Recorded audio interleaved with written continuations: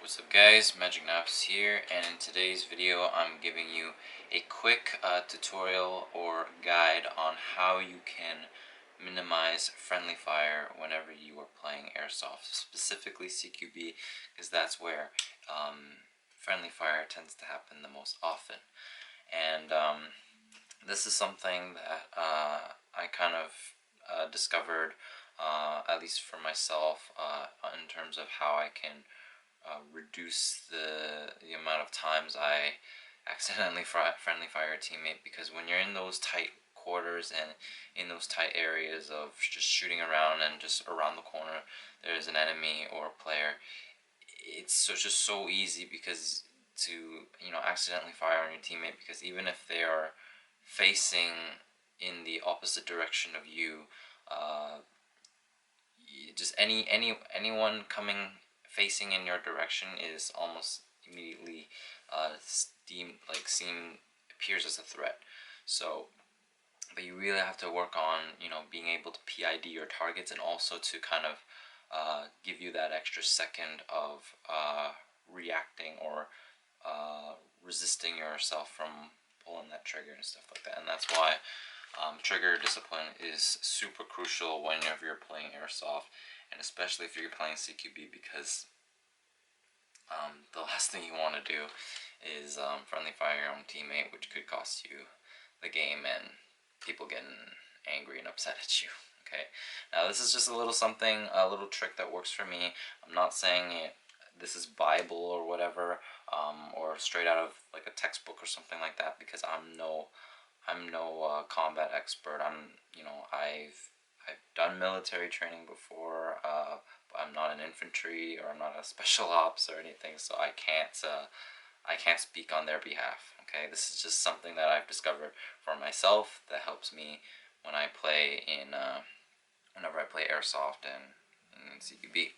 So, in the example of the rifle, okay, whenever we're walking around and looking for targets, we always keep our finger off the trigger like so, okay, and we're scanning for threats, okay.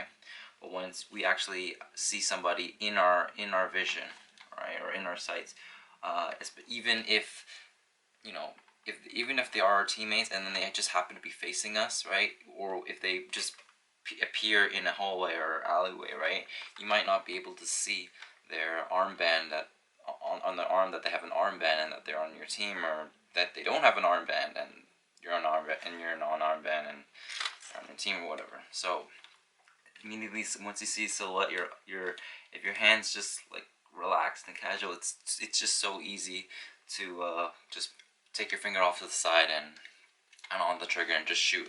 You might be able to stop yourself after that first shot, but by then it's already too late. You've either shot the player already, or you've made them think that you're an enemy, and then they shoot you, or it just becomes a mess, right? They'll just be like, what the fuck, why are you trying to I'm your teammate, why are you shooting me, right? Or why are you shooting at me? So the way I've, at least for myself, this is how I've given myself an extra layer of safety for when I'm running around and scanning for targets, and also trying to be mindful of my teammates, is I will take my 3 fingers and my thumb when I'm holding it around the grip, and my first fingers along the side like this. I will squeeze the grip with these 3 fingers as well as my thumb. And what this does is when I squeeze the around the grip with some extra pressure, it tightens up the muscles in my first finger. So there's a lot more restriction now with my first finger, and so that even if I see somebody walking into my line of sight and then they're facing me, if I by having it like this, I can resist my finger just an extra second before pulling the trigger. And if I can give myself an extra second to kind of PID the target and see, oh, is he an enemy or is he or is he a teammate? So then from there I can see, okay, now I can, like, it's just a lot harder now for my first finger to go off from the side and into the trigger guard because of the tension that I've built into my, or the tension that I've created into my first finger. So it's a lot harder now for me to just go straight into the trigger guard and onto the trigger and shoot that one round by mistake and possibly kill my teammate. So from here, just a nice little squeeze of my fingers and thumb around the grip, and then if I see an enemy or if I see somebody, I can take one extra second or two to possibly identify if he's a threat or not, or if he's a teammate, and then I can stop myself from pulling the trigger and possibly killing my teammate. Okay, so just always keep that. Always, I mean, try that. You know, I think you'll find, like, once it's just by squeezing a little bit tighter or applying some more pressure on the grip with your finger on the side like this, it makes it a lot easier to kind of control your trigger finger from accidentally going on the trigger and firing a shot, possibly killing your teammate. It's the same thing if you're using a handgun or practically any gun. The handgun, same thing. You're just squeezing around the grip with these three fingers and your thumb on the other side.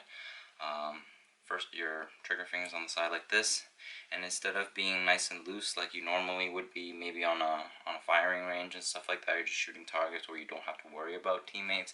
But when you are doing force-on-force stuff, you really do have to factor in you really have to emphasize trigger discipline, because friendly fire is not tolerable at all. If you're talking real life, it's just not tolerable at all. It's gonna scar you for the rest of your life.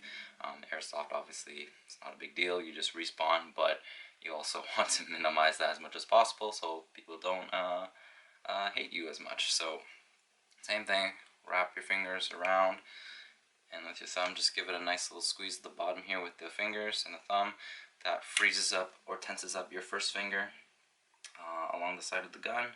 And if you see somebody, well, you can now, because of the added tension in your first finger, you can it gives you an extra second or two to kind of PID or positively identify the target before you pull the trigger or accidentally pull the trigger. So it's really, guys, there's really not that much to it. I mean, again, this is just to really add that extra layer of insurance, or give yourself an extra second to really 100% sure if the figure that is in front of you is either a target or a teammate. So we always emphasize trigger discipline in just guns in general and airsoft, but especially if you're starting to do force on force, it becomes extra important.